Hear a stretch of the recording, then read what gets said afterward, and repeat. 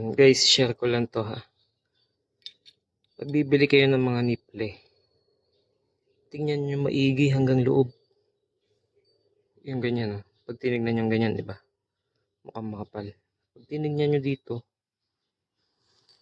manipis. Ang makapal yun lang, oh. Yung may thread.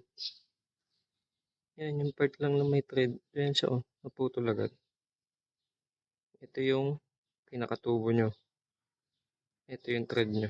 Kapal. Okay? Hindi ko alam kung anong brand to. Pero stainless to, guys. Ingat lang sa pagbili. Tugtungan ko lang yung video natin kanina. Ito, meron ako dito spare sa bahay na stainless na niple. Parehas lang sukat nito. Medya lang din.